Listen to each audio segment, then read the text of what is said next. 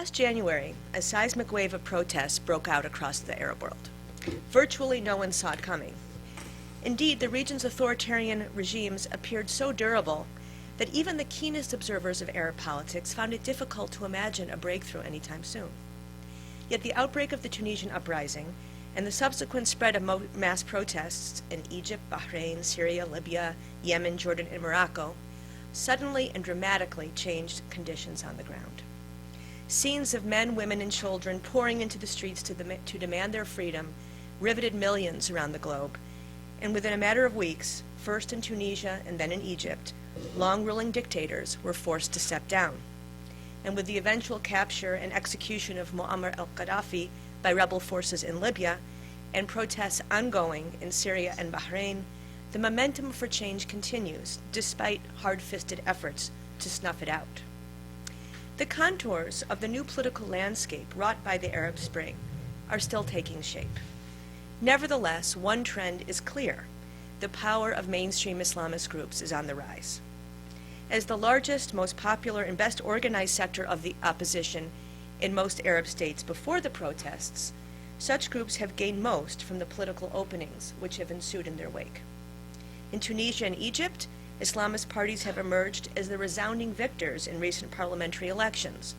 And in Egypt, where elections for a new president are set to begin later this month, two prominent Islamist figures are among the top contenders. In Morocco, the leader of the Islamist Party of Justice and Development, or PJD, was recently appointed the country's new prime minister. And Islamist parties are well positioned to benefit from the Arab Spring in other states as well. The rise of Islamists as influential players in Arab politics has triggered reactions ranging from equanimity to apprehension and dismay. Such different reactions, both in the region and around the globe, reflect the fact that while Islamist leaders now figure as the most powerful civilian actors in many Arab states, it remains difficult to fathom their underlying motivations. The information available to us about Islamist groups remains sketchy and incomplete, and the observations we have to go on are subject to conflicting interpretations.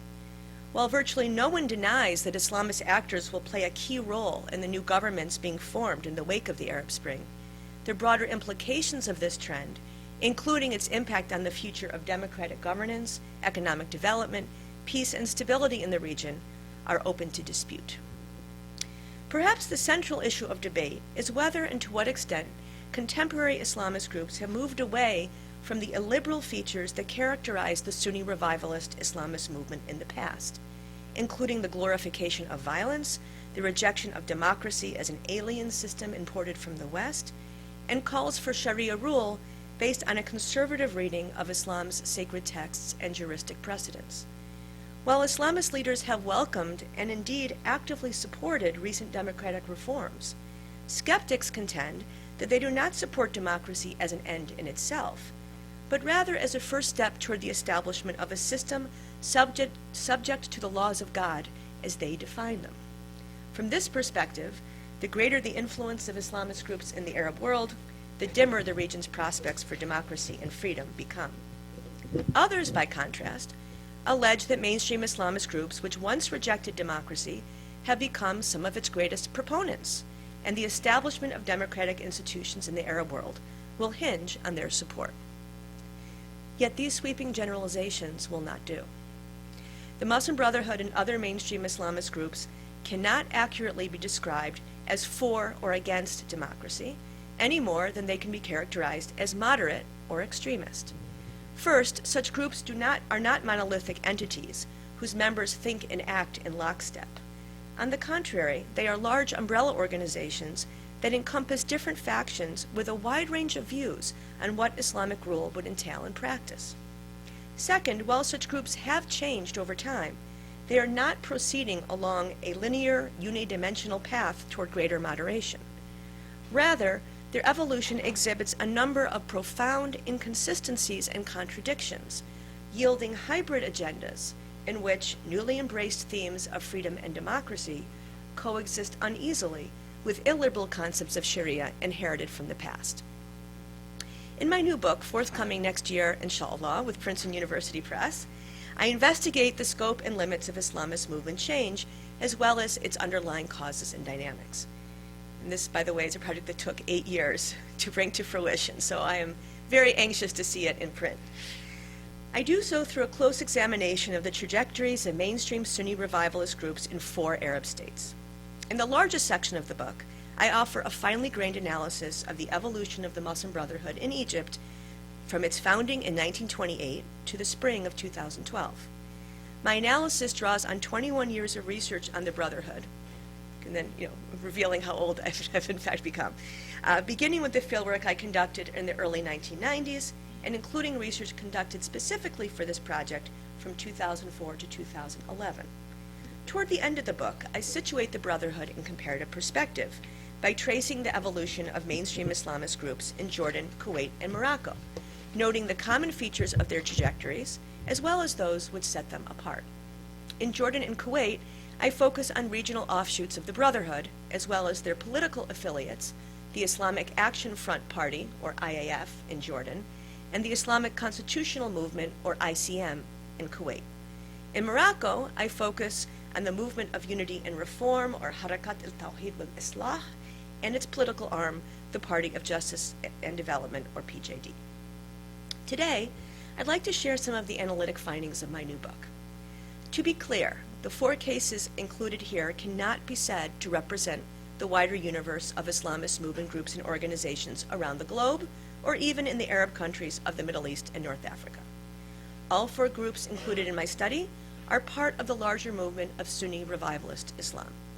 They also focus primarily on issues of domestic social and political reform, have committed themselves to a path of nonviolence, and have a long record of participation in electoral politics. Such features distinguish them from Shiite Islamist groups and parties, because they're Sunni, national resistance movements like Hamas, which is Sunni, and Hezbollah, which is Shiite, and militant Islamist groups engaged in jihad against incumbent rulers and their foreign patrons, such as Al-Qaeda and its regional affiliates. My objective, hence, is not to articulate a general set of propositions which apply to all Islamist groups. In fact, I don't think such a thing is possible. Rather, it is to capture the impact of political participation on 4 groups which started out with roughly similar agendas and sought to pursue them under roughly similar constraints as nonviolent opposition groups situated within broader systems of authoritarian rule. Yet, as those who have worked the longest and thought the hardest about such issues are often the first to admit, the effects of participation on the goals and strategies of mainstream Islamist groups are difficult to pin down. To gain leverage on the subject, some Middle East scholars have turned to the work on the democratic integration of socialist and Catholic parties in late 19th and early 20th century Western Europe, as well as to studies of the de-radicalization of leftist parties and movements during third-wave democratic transitions in Southern Europe and Latin America. Scholars of democratization have identified a causal pattern known in short as the participation-moderation linkage, in which the inclusion of anti-system groups in the democratic process encourages them to soften or abandon their calls for radical change. And yet, the application of causal models derived from Western scenarios to the analysis of contemporary Islamist groups is hardly a straightforward endeavor.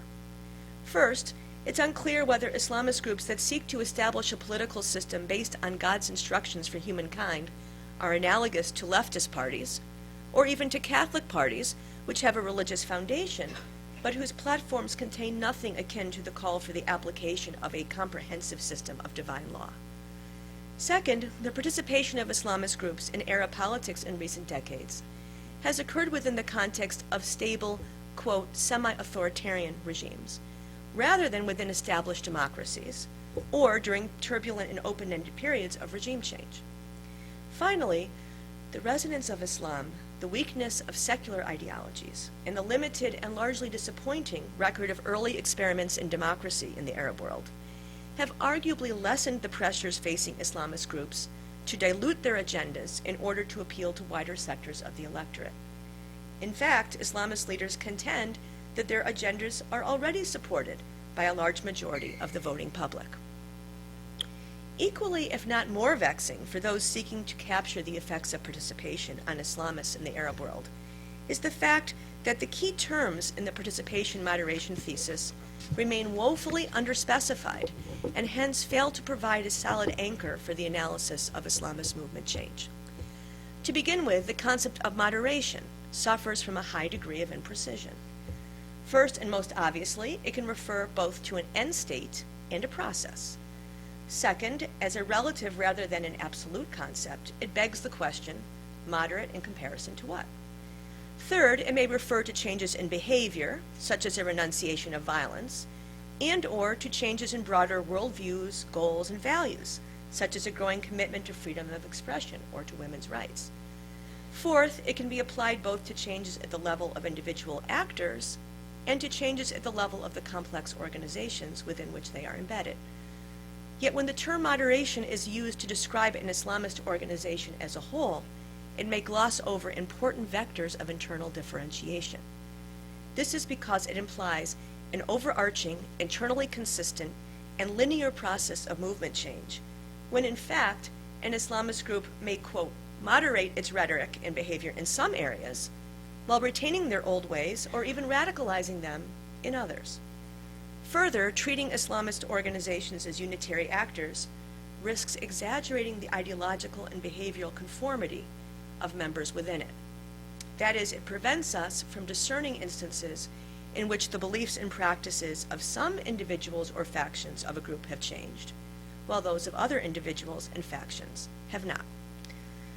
Rather than focus on whether or not the Egyptian Muslim Brotherhood and other Islamist groups are moderating, I propose a more open-ended approach to the study of Islamist movement change, which does not assume that their evolution is likely to assume a particular form or direction. Like many other Middle East scholars, I am particularly interested in the type of changes implied by the concept of moderation. But rather than employ moderation as a shorthand, we need to disaggregate the concept and specify the multiple dimensions of change it encompasses, leaving open the question of whether such changes have in fact occurred. In addition, we need to differentiate between individual and collective processes of change and address the crucial problem of aggregation. That is, whether, when, and how ideological innovation spreads from the level of individuals or subsets of individuals to the broader organizations of which they are a part. The concept of participation suffers from a lack of analytic precision as well. First, there is the question of whether participation under authoritarian constraints differs in its overall effects from participation in established or emerging democracies. Second, participation arguably encompasses several discrete processes at once. For example, it entails a party or movement organization running candidates in elections, and if they secure enough votes, the assent of their members to positions of public office, necessitating decisions about how they will respond to the needs and concerns of their constituents, including those who voted for them and those who did not. In addition, participation often propels movement actors into sustained interaction with regime officials and leaders of other political parties, movement organizations, and civil society groups, as well as with domestic and international media outlets. Yet which dimension or dimensions of participation serve as triggers of movement change, and how, remains unclear. Hence, we need to disaggregate the concept of participation into its discrete components and investigate how each of them has shaped the trajectories of Islamist groups in the Arab world. If the key terms in the participation-moderation linkage require greater specification, so too does the presumed causal relationship between them. One of the central contentions of studies tracing the evolution of socialist and Catholic parties in the West is that their leaders were rational actors who moderated their goals and strategies to maximize their power and influence. In brief, much of the comparative politics literature frames movement change as an outcome driven primarily by considerations of strategic advantage.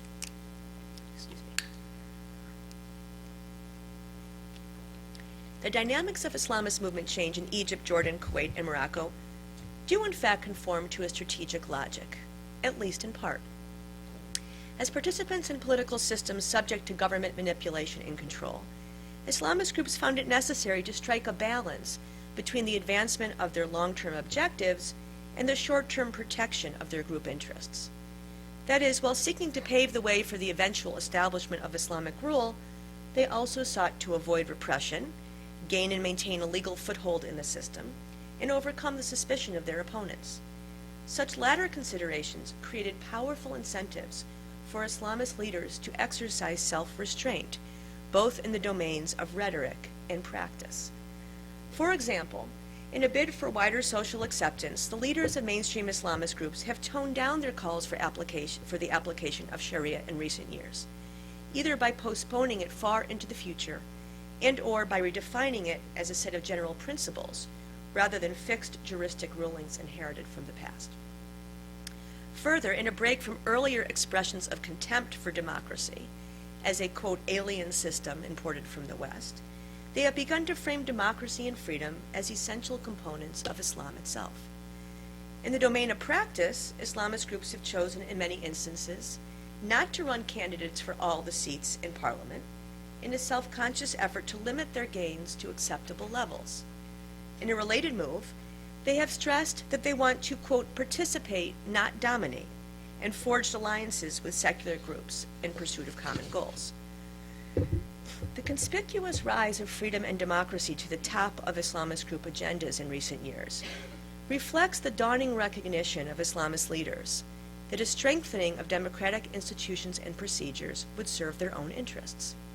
As the largest, best organized, and most popular sector of the opposition, Islamist groups would be the first to benefit from any political opening, and they knew it. Indeed, both conservatives and progressives in mainstream Islamist groups in Egypt, Jordan, Morocco, and Kuwait have embraced the procedural aspects of democracy, which they now define as consistent with Islamic principles and as exemplified by the practice of the Prophet Muhammad himself. Nevertheless, a strategic explanation of Islamist movement change only takes us so far. When we break into the black box of Islamist movement organizations, we discover that vigorous debates have broken out among their members in recent years. Such debates, which have typically occurred behind closed doors in meetings shielded from the public eye, have taken the form of puzzling, arguing, and deliberating, not just over strategy, but also about how Islamic governance should translate into practice in modern nation states predicated on new concepts of citizenship and individual rights. These debates indicate that the participation of Islamist groups in the political process not only generated new interests, but also had a transformative effect on some Islamist leaders' core values and beliefs. In particular, it prompted some Islamist actors to embrace new and more progressive interpretations of Islam at odds with traditional conceptions of Islamic rule. Indeed, one of the central findings of my research is that the participation of Islamist groups in the domain of electoral politics prompted the rise of a new reformist or Islahi current within them. And by the way, this is a term used by the Islamists themselves, that they say we are the Tayar al-Islahi. Figures affiliated with this trend continue to subscribe to the concept of Islam as deen wa dawla, both religion and state, but they have become increasingly critical of ideas and practices carried over from the past. For example, they have called for progressive change in the positions staked out by Islamist groups in the past on the rights of women and non-Muslims, and, breaking from the movement's absolutist foundations, framed the principle of pluralism as a core element of the Islamic faith. In addition, they have called for greater engagement with secular parties and civil society groups, and argued for more constructive engagement with the West. Further, they have demanded that Islamist groups apply democratic rules and procedures to their own internal practices, such as in the selection of group leaders and the setting of group policy. In sum, leaders affiliated with the reformist trend have begun to call for the fundamental self-reform of the Islamist movement itself. And this is also a term that is used by Islamists themselves. Reform not of society, but reform of the self. Al-Islah al-Dhat.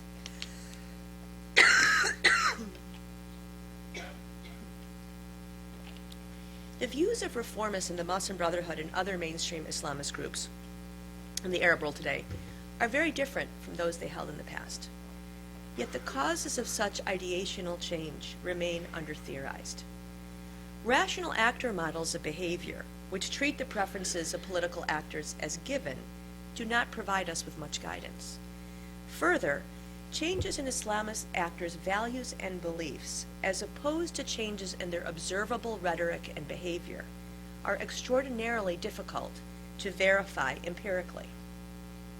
When we enter the domain of human motivations, the claims we make are not susceptible to a definitive proof because we do not have direct access to what lies within an individual's mind and heart. As a result, what Islamist leaders say and do is always open to a double interpretation. That is, to being characterized as simply strategic posturing, or as reflecting genuine change in their underlying values and beliefs. In such instances, we are forced to make a subjective judgment about which interpretation is better supported by the evidence at hand. The research I conducted for my new book strongly suggests that the values and beliefs of some Islamist actors were fundamentally transformed by their participation in the political process. Over the past few decades, some Islamist leaders have broken out of the insular networks of the Sunni revivalist movement and begun to interact on a regular basis with government officials and members of other civil and political groups. In addition, they have been sought out by foreign journalists, researchers, party and NGO activists, and in some instances by foreign government officials. Through such interactions, Islamist leaders were more intensively exposed to the global discourse on democracy and human rights, as well as to local arguments in favor of democratic reform. These new life experiences prompted some Islamist leaders to embrace new readings of Islam, which frame pluralism and human rights as core elements of the Islamic faith. This change was not the result of a single discrete event, but rather the cumulative effect of hundreds, if not thousands, of conversations, debates, and arguments over many years. Islamist leaders often describe the impact of these interactions on their outlook as a holistic, profound, and emotional affective journey through which, quote, a whole new world opened up, and their view of the world, quote, changed 180 degrees. And eventually, Islamist leaders who were gradually transformed by their experience began to agitate for fundamental reforms of the Islamic movement itself. Yet before proceeding further, a few caveats are in order. First, change in the views of Islamist actors affiliated with the reformist trend did not entail wiping the slate clean, so much as a grafting of new ideas and sensibilities into a pre-existing ideological framework. It should hence come as no surprise that the resulting process of ideological hybridization has been fraught with numerous tensions and contradictions, rather than yielding a seamless integration of old and new. Even the most ardent proponents of Islamist movement reform have not suddenly morphed into liberal Democrats. On the contrary, they continue to support the eventual establishment of Islamic rule. What has changed is that what Islamic rule would mean in practice has become a moving target, with more progressive interpretations of Islam being deployed by some members of the movement against profoundly illiberal conceptions of Islamic rule inherited from the past. A second caveat is that the process of value change described here occurred first and foremost at the level of the individual. This forces us to confront the crucial problem of aggregation. That is, whether, when, and how ideological innovation spreads from the level of individual actors to the organizations and movements of which they are a part. Do the advocates of reform represent voices in the wilderness, blocked from positions of decision-making power within Islamist groups, and lacking an institutional platform from which to connect with their base? Or have they begun to coalesce into a coherent bloc with sufficient resources, networks, and moral authority to push for change over the objections of their detractors? As it turns out, the impact of the reformist trend has varied considerably across Islamist groups, achieving the greatest influence in the PJD in Morocco. Yet in all four Islamist groups under study here, the reformists are but one faction among many. In addition, they are routinely accused of having strayed too far from the movement's historic mission by ideological hardliners, and their views are typically out of sync with the conservative values of the movement's base. Such countervailing pressures have made it difficult for the reformist trend to gain deeper traction. The impact of the reformist trend has also been weakened by domestic, regional, and global trends.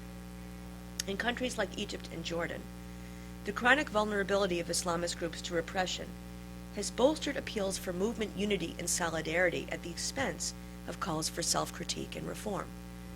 Further, regional and global trends, such as ongoing conflicts over territory and power in Palestine and Iraq, and the U.S.-led, quote, war on terrorism, have heightened the resonance of calls for, quote, resistance to Zionist and American aggression, deflecting attention away from unresolved disputes within the Islamic movement itself. Finally, most notably in Egypt, some of the most iconic figures in the reformist trend have broken away to pursue new initiatives of their own, diluting the influence of the reformist current within the mother organization they left behind. In sum, the impact of the reformist trend as a catalyst for movement change has been more muted than it might have been under different circumstances. Such observations, I hope, indicate that the sweeping generalizations which dominate the public debate on Islamist groups in the West, in which claims that they are moderating vie with claims that they are not, do violence to the complexity of Islamist movement change, albeit in different ways. I should note that I came to this realization only gradually. At an early stage of this project, I too attempted to leverage the concept of moderation as a means to describe the dynamics of Islamist movement change. But over time, I discovered that it was too blunt a conceptual instrument to capture its underlying causes and dynamics.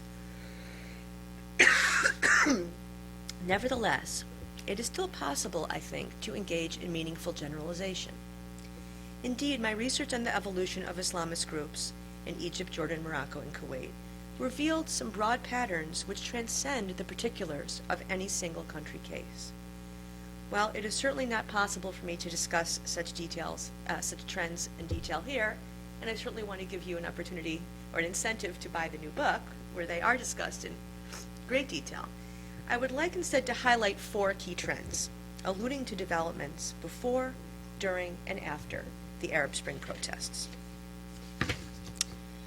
A first trend worth noting is that the pragmatic accommodation of Islamist groups to the limited role available to them under authoritarian constraints made them less willing and able to serve as a catalyst for regime change. In the years before the Arab Spring protests, mainstream Islamists joined secular opposition groups in calling for democratic reform. For example, they called for stricter limits on the power of unelected rulers, the strengthening of parliament, and the expansion of freedoms of assembly and expression. Indeed, in the interviews I conducted with Islamist leaders in Egypt, Jordan, Morocco, and Kuwait over the past 10 years, all of them framed the expansion of democracy and freedom as their highest priorities, rather than leading with the call for Shari'a rule. And yet, in practice, Islamist groups did not push for reform too aggressively, so as not to trigger a confrontation with the state that could jeopardize their own survival. Hence, for example, in Egypt, it was not the Brotherhood, but rather leftist and Arab nationalist anti-war demonstrators in the mid-2000s who first redirected popular outrage against Israel and the United States to the Mubarak regime, demanding that the president irhal, or get out. Likewise, it was a largely secular network of democracy activists, known as the Kafaya movement, which organized the first round of anti-regime street demonstrations in Egypt in 2004 and 2005.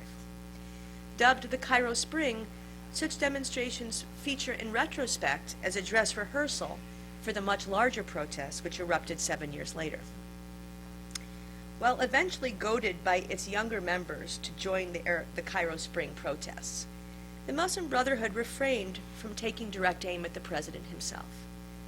Indeed, in the years before the Egyptian uprising, the Brotherhood's activist youth became increasingly frustrated by the excessive caution exercised by the leaders at its helm.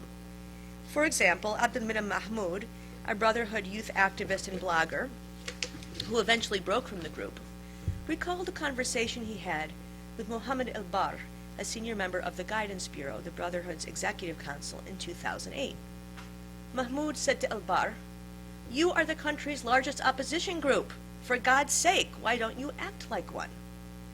Yet according to El-Bar, whatever advantage could be gained from a head-on confrontation with the regime was simply not worth the cost.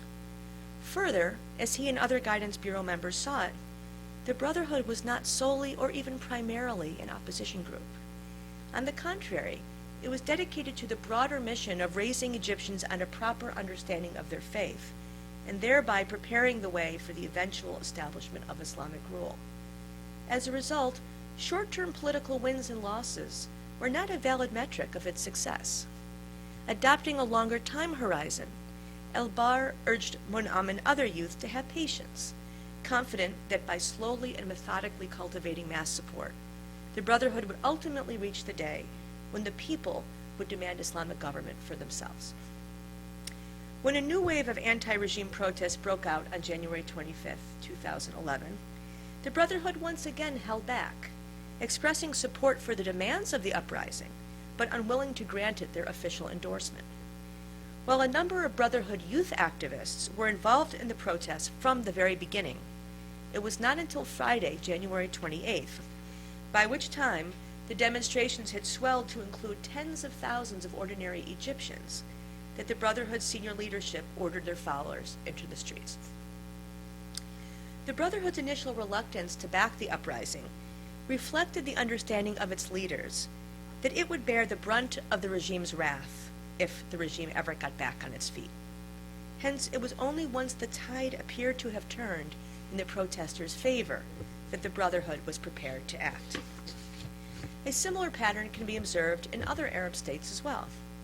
For example, in the Arab Spring protests in Morocco and Jordan, it was once again secular democracy activists, rather than Islamists, who took the lead in calling for systemic change. On the streets of Cairo, Casablanca, Amman, and other cities, Islamists joined fellow citizens of diverse backgrounds in the call for democratic reform.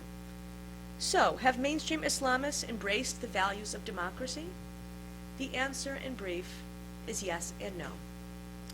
A second trend common to the Islamist groups under study here is that they have embraced the procedural aspects of democracy without fully embracing the values of pluralism, individual rights, and gender equality associated with democratic systems in the West.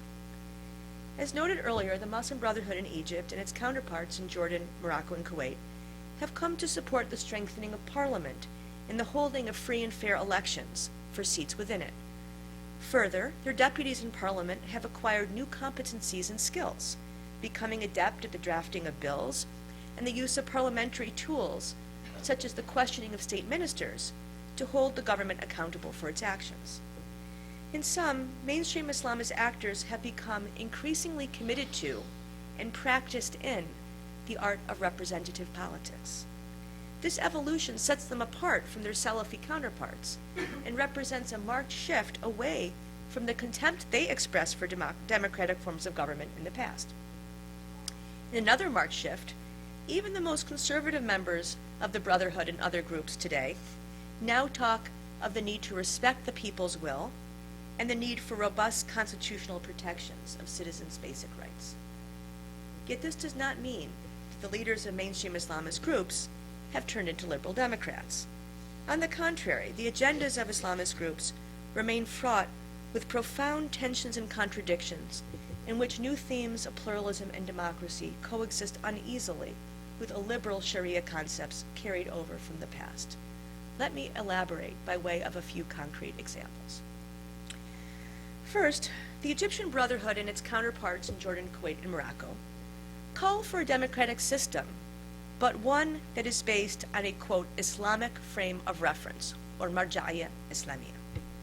And yet, they remain maddeningly vague about how this frame of reference should inform the development of state policy.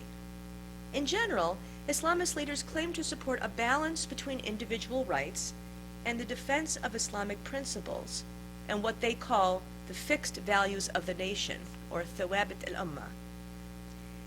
To achieve this balance, they support the censorship of television, films, novels, art, and scholarship, as well as the regulation of private behavior, for example in matters pertaining to alcohol consumption, styles of dress, gender mixing, and sexual conduct.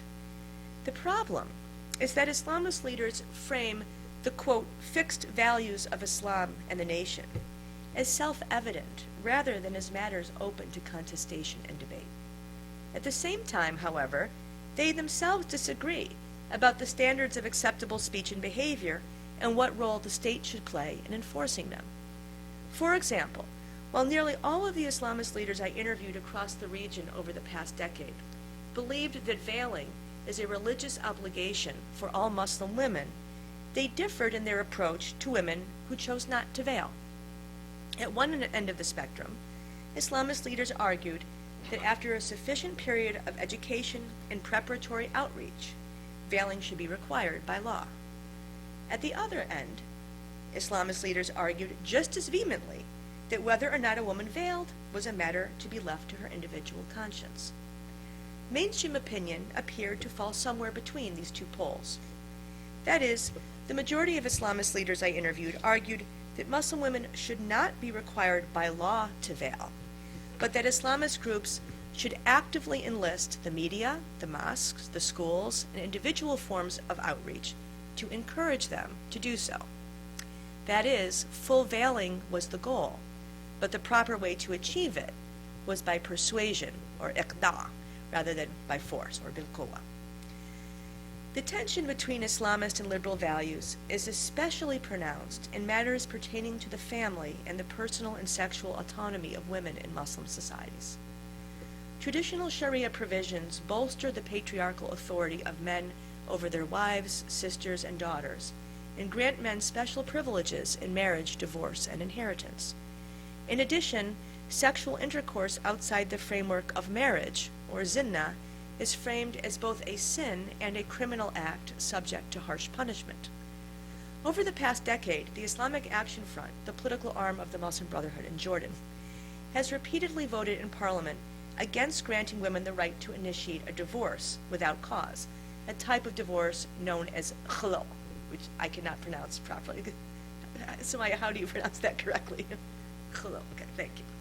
In addition, they have opposed recent efforts to increase the penalties for so-called honor crimes, the perpetrators of which are nearly always men who take the law into their own hands and kill or injure a female relative, guilty or suspected of improper sexual conduct, in order to redeem the family's honor. IAF deputies, together with conservative tribal MPs, have framed such proposed reforms as a capitulation to Western pressure, as against Islam, and is likely to encourage adultery and weaken the institution of the family. Likewise, the Islamic Constitutional Movement, or ICM, in Kuwait repeatedly voted against the extension of voting and candidacy rights to women, though they were quick to court the women's vote after such rights were granted in 2005. During the time frame in question, both the IAF and the ICM encompassed a number of leaders who personally favored the proposed reforms, but their views were opposed by movement hardliners and were clearly out of sync with the conservative attitudes which prevailed among the members of their base. Indeed, in all of the 4 countries under study, and especially in Jordan and Kuwait, where Islamist groups rely most heavily on the support of tribal constituencies, electoral considerations typically work against progressive reform. This is because the adoption by Islamist groups of progressive positions out ahead of the views of their base risks alienating their supporters and costing them dearly at the polls. For example, in Kuwait, the ICM elected a new executive board, or Mekteb Siyasi, political office, in 2004. The new board was headed by Badr Nasha and other young professionals who sought to give the group a more modern cast and improve its relations with Arab nationalist and liberal groups by shifting its focus to broad issues of constitutional and political reform. But after the ICM experienced a series of embarrassing losses in the parliamentary elections of 2009 and the municipal elections of 2010, Badr Nasha and his entire board resigned. In a May 2010 interview, Nasser Sana, the ICM's new Secretary General, claimed that one of the main reasons that the ICM had lost ground in recent elections was that it had strayed too far from the conservative social and moral issues it had prioritized in the past. Looking ahead, Sana noted, he and the new leadership team of the ICM would restore the group's focus on, quote, Islamist issues, such as the gradual implementation of Shari'a, which he claimed accounted for its earlier success. As Sana observed, quote, this is what our followers and members traditionally love. This is the mainstream, I would say. Some people think we have shifted a little bit away from that, so we have to get it back, unquote. Yet at other times, pressures emanating from the wider political environment can force Islamist groups to adopt progressive positions, even when they are not backed by a broad internal consensus. Perhaps the most striking example is the dramatic policy shift made a few years ago by the Justice and Development Party, or PJD, in Morocco. In 2004, the PJD's bloc in Parliament voted in favor of the progressive reform of the Mudawana, or Morocco's family code. What makes this so eye-catching is that the PJD had rejected a similar reform bill proposed by the government just a few years earlier. In fact, at the time, the PJD had called thousands of its supporters into the street to oppose it. The PJD's seeming about-face on the family code reform did not reflect a sudden and dramatic shift in the views of its members. On the contrary, up to and even after the 2004 vote, many PJD leaders expressed strong reservations about provisions of the bill, which they saw as conflicting with the traditional values of Moroccan society. So when the bill came up for a vote in 2004, why did the PJD support it? To answer this question, we must consider the broader context in which the vote occurred. In May 2003, a series of bombings in Casablanca by Islamic militants caused 37 deaths and traumatized the country in what became known as Morocco's 9/11. Though not directly implicated in the bombings, the PJD was deemed guilty by association by its rivals. For example, the Deputy Secretary General of the country's main leftist party called on the PJD to, quote, apologize to the Moroccan people for creating an environment in which Islamic extremism thrived. At the same time, rumors began to circulate that some figures in the security establishment were calling for the PJD's dissolution. In October 2003, King Mohammed VI presented Parliament with a bill replacing the Mudawana with a new, quote, modern family law. The king declared that the new law was consistent with the values of the Moroccan people and the principles of Islam. Yet its provisions differed little in content from the reform bill proposed by the alternance government headed by secular leftist and nationalist parties 4 years earlier. When the bill came up for a vote in Parliament in January 2004, the PJD voted in favor. Why did the PJD vote in favor of a reform bill that in its essentials differed little from the one it had so vigorously objected to just a few years before? The main reason the PJD acquiesced to the bill was that after the May 2003 bombings, it was no longer in a position to oppose it, particularly once the bill had gained the imprimatur of the king. As Abu Bakr Jama, a Moroccan journalist, recalled, when PJD deputies expressed their reservations to the bill in parliamentary committee, the minister leading the session bluntly told them, quote, I'm here to tell you what the commander of the faithful has decided, not to debate this with you, unquote. The PJD did manage to insert some qualifications to the bill before it came up for a vote. As Jamet noted, on each contentious point, they inserted an exceptionality clause. For example, marriage before the age of 18 is prohibited except in the following circumstances. Judges will apply the law except in such and such cases, etc. Likewise, while the new bill placed limits on the practice of polygamy, it gave judges the discretion to approve it under certain circumstances. Having succeeded in introducing these clauses, Gemma observed, the PJD could say, we won. In sum, the PJD's support of the Mudawana reform did not reflect a sudden shift in its core ideology, but was rather a pragmatic response to existing constraints.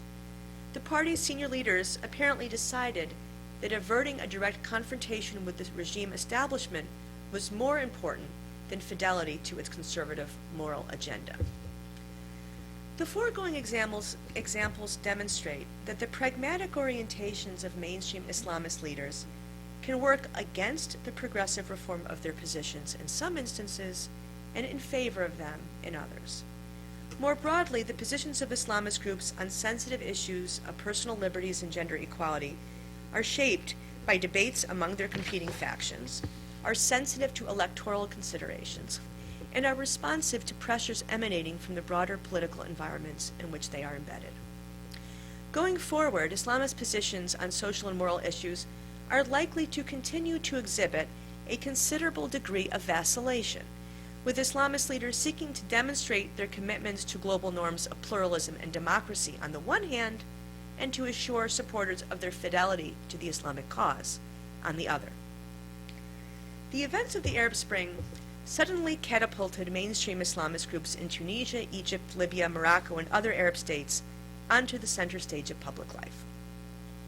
Though Islamist groups did not lead the Arab Spring protests, they have been the greatest beneficiaries of the political openings that have ensued in their wake. In Tunisia and Egypt, as I mentioned earlier, Islamist parties have emerged as the resounding victors in recent parliamentary elections. In Tunisia and in Morocco, the leader of the PJD was appointed the country's new prime minister last November. And in Egypt, Mohamed Morsi, a senior Brotherhood leader, figures among the top contenders for president. How will Islamist leaders wield their newfound power and influence in the future? This leads into a discussion of a third trend I would like to highlight in my talk. In the new political landscape brought by the Arab Spring, the behavior of mainstream Islamist groups will likely exhibit an ongoing tension between an impulse toward bolder self-assertion and long-ingrained habits of pragmatic self-restraint. For example, mainstream Islamist leaders will likely retain a conservative outlook on social and moral issues and could very well pursue policies at odds with the tolerant and inclusive ethos of the Arab Spring protests. But they are unlikely to exploit their growing influence to advance a partisan agenda of radical change. Let me explain why. On the face of things, the moment of the Islamists appears to have finally arrived. With the collapse of autocratic regimes in Tunisia, Egypt, and Libya, and the onset of constitutional reform in Morocco, Islamist groups are in a stronger position than ever before to convert the mass support they have cultivated through grassroots outreach over the past decades into political power. The strong showing of the Nahda in Tunisia, the Brotherhood in Egypt, and the PJD in Morocco in recent elections bolsters their claim that their agendas are backed by a large share of the Arab public. But dire predictions made by conservative pundits that Islamists will hijack the transition to democracy to establish theocratic states akin to that in Iran are ill-founded. First, the power of elected Islamist officials is not absolute. And second, the enormous challenges facing new governments in the region will incent Islamist leaders to proceed with caution so as not to trigger a backlash that could jeopardize the transition process, and in so doing, place their own gains at risk. Let me elaborate on these points with a focus on recent developments in Egypt and Morocco. The Muslim Brotherhood was the undisputed victor in Egypt's recent parliamentary elections, which began last November and concluded in January. The Freedom and Justice Party, the Brotherhood's new political arm, now controls nearly half the seats in the People's Assembly, the lower house of parliament, and figures as the largest bloc in the Shura Council, the upper house of parliament, as well. In the People's Assembly, the remaining seats are distributed among a wide variety of groups, with ultra-conservative Islamist Salafi parties controlling 25%, secular democratic parties about 20%, and the remainder occupied by independents and figures associated with the former regime. The contrast with the composition of the last parliament, elected a few months before the uprising, could not be more stark. That parliament was dominated overwhelmingly by the government's National Democratic Party, and the Brotherhood had no representation at all. Controlling nearly half the seats in Egypt's new parliament, the Brotherhood has achieved a level of influence nearly unimaginable just a year ago. But it also confronts a set of enormous burdens and responsibilities that it does not want to shoulder alone. The Brotherhood has many priorities, but two of them are at the top of its agenda. First, the Brotherhood wants to ensure a smooth transfer of power from the military to the new parliament and the new civilian president to be elected later this spring. Yet this is not something the Brotherhood can accomplish on its own. On the contrary, the success of the transition will require delicate negotiations between the military, the parliament, and independent civil society groups, including the protesters still camped out on Tahrir Square. I'm just going to tissue.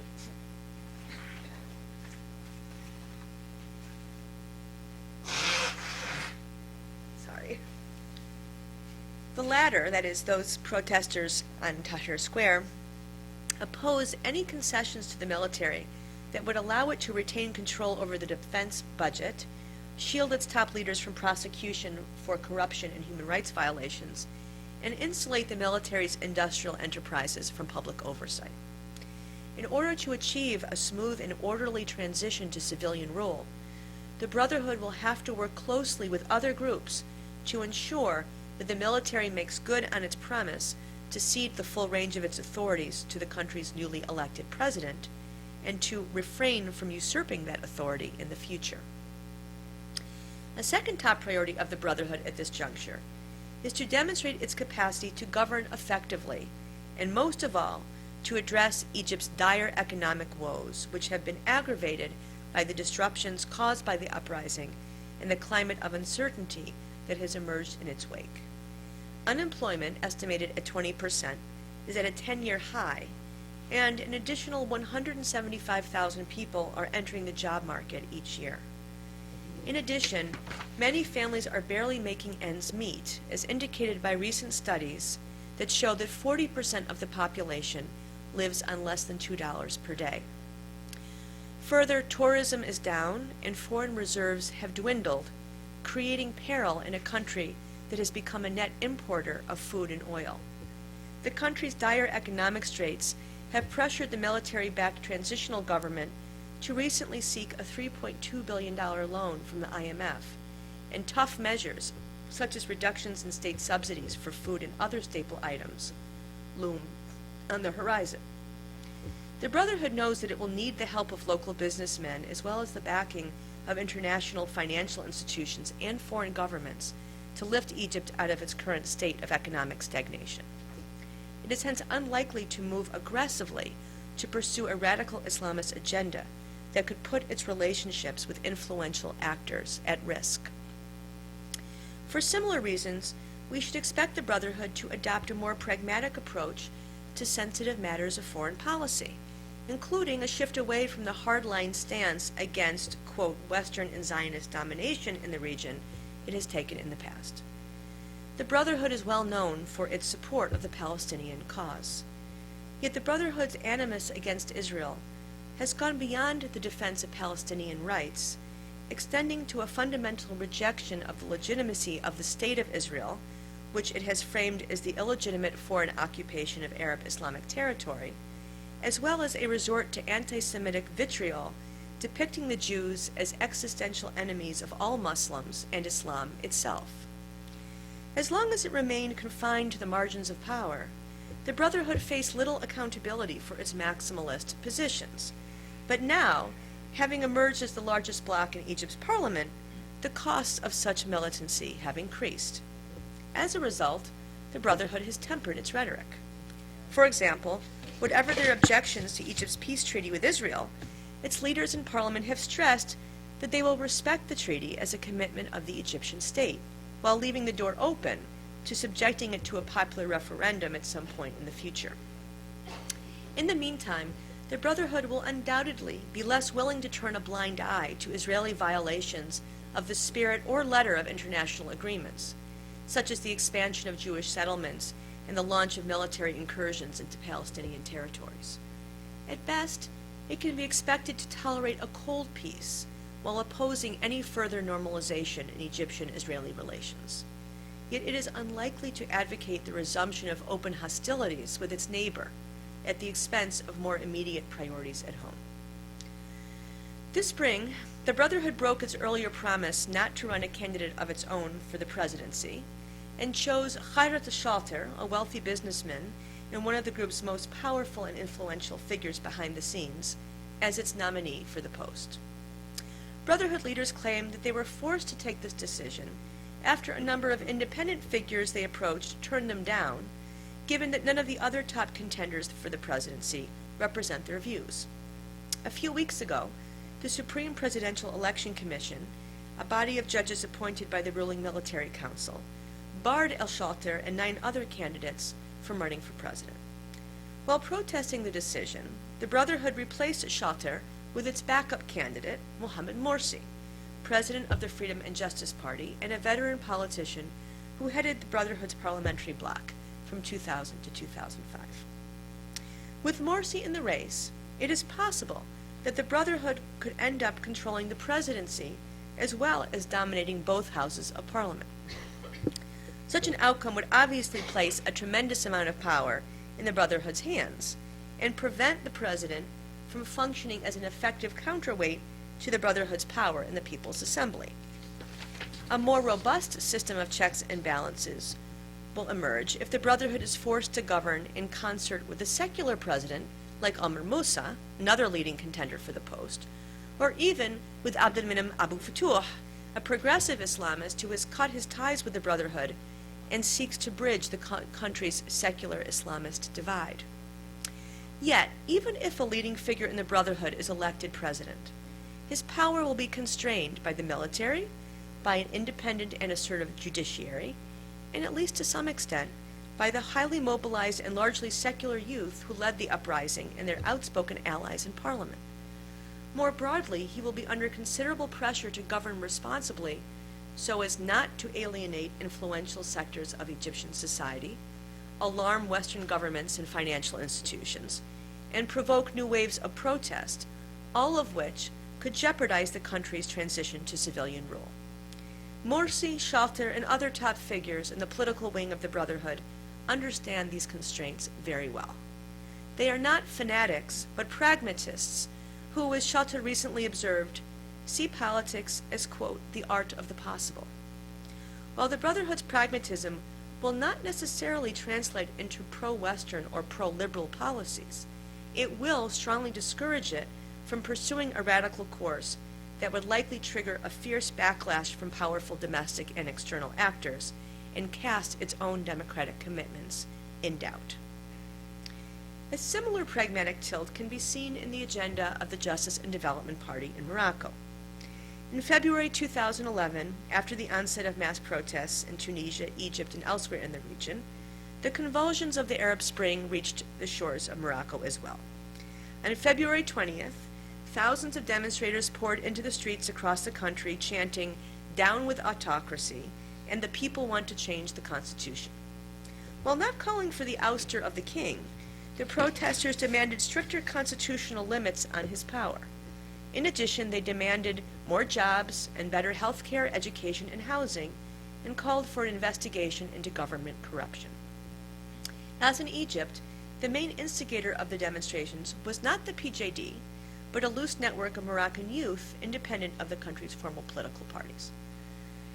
In response to the protests, King Mohammed VI delivered a televised address on March 9th in which he promised major constitutional reforms. On July 1st, a new constitution was approved by voters in a popular referendum. The new constitution requires the king to appoint the leader of the largest party in parliament as prime minister, also increasing the powers of parliament and strengthening the independence of the judiciary, but confirming the status of the king as the spiritual and political head of the Moroccan state.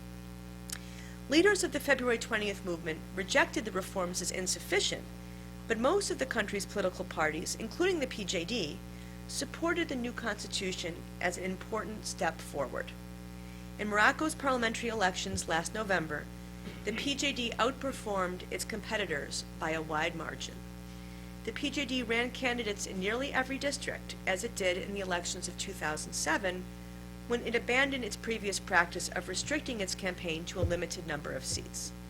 In 2011, the PJD achieved its strongest showing yet, winning 107 seats, far ahead of the nationalist Istiqlal Party, which, with 60 seats, came in second. On November 30th, 2011, in keeping with the provisions of the new constitution, the king appointed Abdullah Ben Kiran, the Secretary General of the PJD, as Prime Minister. Though considered a staunch defender of the king, Ben Kiran was also known for his blunt personality and for the conservative positions he has taken on social and moral issues in the past. For example, Ben Kiran is still remembered for his verbal lashing of a scantily clad camerawoman during a session of Parliament in 2001. Recalling this incident after the elections, sociologist Samira Kasimi noted that, quote, "There is a fear that the new head of government could meddle in Moroccans' private lives, and particularly women's lives," unquote. Seeking to allay such concerns, Ben Kiran and other senior PJD leaders have stressed that the party will focus on addressing the country's urgent social and economic problems rather than attempting to regulate citizens' private behavior. For example, at a press conference on November 27th, Ben Kiran promised that the PJD would, quote, "not touch Moroccans' civil liberties," noting that, quote, "his party has no intention of attacking those who drink alcohol or dictating to women what they should wear." Likewise, in a public statement in December, Ben Kiran attempted to reassure Morocco's European trading partners of the party's benign intentions. He declared, quote, "Let Europeans be assured that I will not interfere in people's private lives. Don't count on me to go around checking the length of women's skirts," unquote. Regardless of the PJD's intentions, it is hardly in a position to dictate government policy on its own. Due to the fragmented nature of the Moroccan political system and the allocation of seats in parliament by proportional representation, it is virtually impossible for any party to gain a resounding majority.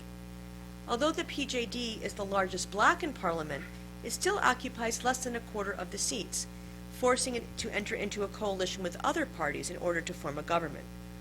The PJD will not only have to compromise with its coalition partners in order to govern effectively, but even more consequentially, will have to share power with the king, who retains control over the country's defense and security establishment and continues to serve as the ultimate authority on matters pertaining to Islam. In concluding my talk, let me turn to one of the central challenges that Islamist groups will face in the future. A fourth common feature of Islamist groups in Egypt, Jordan, Kuwait, and Morocco is that for years they have managed to speak in a language of generalities, simultaneously asserting their support for democracy and freedom and calling for the eventual application of Shari'a rule. Yet in coming years, they are likely to face greater pressure than ever before to clarify their positions on a range of sensitive issues, including the rights of women and religious minorities, and the extent to which they are willing to tolerate political, intellectual, and artistic expression, as well as lifestyle choices by private citizens that violate Islamic norms as they define them. The problem for Islamist groups is that in moving toward greater clarity on such issues, they are bound to satisfy some audiences at the expense of alienating others. Further, the fact remains that Islamist leaders vigorously disagree on such issues, infusing their public statements with a high degree of inconsistency and incoherence. Let me now return to the Muslim Brotherhood in Egypt. Perhaps the key issue for the Brotherhood going forward is, what kind of organization does it seek to be? One that seeks to recreate society in its own image, or which allows its fellow citizens to behave according to their own conscience and follow the beat of their own drum? The Brotherhood has yet to articulate a clear stand on such matters, and indeed, its members are unlikely to reach a consensus on them anytime soon. While the Brotherhood could evolve over time in a more progressive direction, that is, become more like the Nahda party in Tunisia, such a path is in no way guaranteed.